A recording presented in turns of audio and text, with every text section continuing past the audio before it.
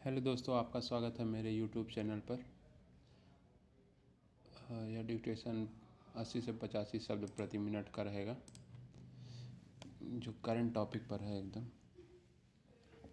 Dictation 5 second बाद start होगा। Start. Bangladesh के मेमनसिंह जिले में हिंदू युवक दीपू चंद्र दास की हत्या जिस बर्बर तरीके से की गई, वह इकलौती ऐसी घटना नहीं जो इस देश में हिंदुओं की दुर्दशा और उनके समक्ष उभर रहे खतरे को दिखाती हो। वे लगातार खतरे में रहे हैं और आगे यह बढ़ता। ऐसा नहीं कि पिछले वर्ष अगस्त में शेख हसीना सरकार के तख्ता पलट के बाद ही वहां के हिंदुओं और अल्पसंख्यकों पर आफत टूट पड़ी। सच यह है कि भारत विभाजन के बाद से ही पाकिस्तान और फिर बांग्लादेश के हिंदू कभी चैन से नहीं रह पाए। भारत विभाजन के समय पूर्वी पाकिस्तान यानी आज के बांग्लादेश में हिंदुओं और विशेष रूप से दलित हिंदुओं की संख्या अधिक थी और इसका कारण दलित नेता जोगेंद्र नाथ मंडल थे। उन्होंने यह मानकर जिन्ना की मुस्लिम लीग का साथ दिया कि नए बने देश में दलित ज़्यादा सुरक्षित और अधिकार संपन्न होंगे। उनका पूर्वी पाकिस्तान में अधिक प्रभाव था।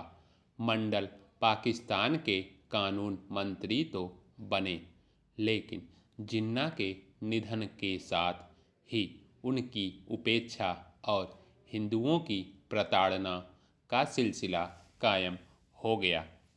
मंडल तो इस्तीफा देकर चुपचाप कलकत्ता लौट आए, लेकिन उनके आश्वासन के चलते वहीं रहे गए।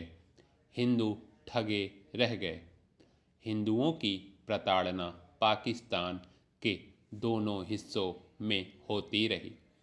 पूर्वी पाकिस्तान के हिंदुओं के भागकर भारत आने का जो सिलसिला कायम हुआ, वह कभी थमा नहीं।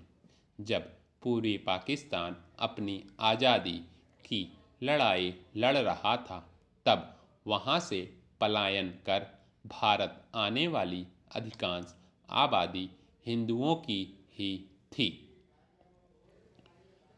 पूर्वी पाकिस्तान के बांग्लादेश बनने के बाद हिंदुओं और अन्य अल्पसंख्यकों ने चैन की सांस ली, लेकिन इस नए बने देश में भी उनकी प्रताड़ना कम नहीं हुई। कट्टरपंथी तत्व जब तब उन्हें निशाना बनाते रहते। इसमें एक भूमिका शत्रु संपत्ति कानून की भी रही। इस कानून की आड़ में अल्पसंख्यकों की जमीनों पर कब्जा करना आसान था। यह कानून पाकिस्तान ने बनाया था, लेकिन बांग्लादेश बनने के बाद भी वह अस्तित्व में रहा। इस कानून के कारण हिंदुओं और बौद्धों की लाखों एकड़ भूमि कब्जाई जा चुकी है। अराजक तत्व फर्जी कागजों के जरिए उनकी संपत्ति को शत्रु संपत्ति बताकर उस पर कब्जा कर लेते हैं। अल्पसंख्यकों और विशेष रूप से हिंदुओं की जमीनों से जुड़े लाखों मुकदमे अदालतों से लंबित हैं। हालांकि शेख हसीना सरकार ने इस कानून में संशोधन किए, लेकिन वे अपर्याप्त साबित हुए। माना जाता है कि शेख हसीना की सरकार में हिंदू एवं अन्य अल्पसंख्यक अपने को सुरक्षित पाते थे। लेकिन यह एक हद तक ही सही है। उनके शासन काल में भी हिंदुओं का उत्पीड़न होता था। इतना अवश्य है कि खालिदा जिया शासन के मुकाबले कुछ कम होता था। इस कारण वहाँ से हिंदुओं का पलायन कभी थमा ही नहीं। समर्थ हिंदू विदेश जाते रहे और गरीब भारत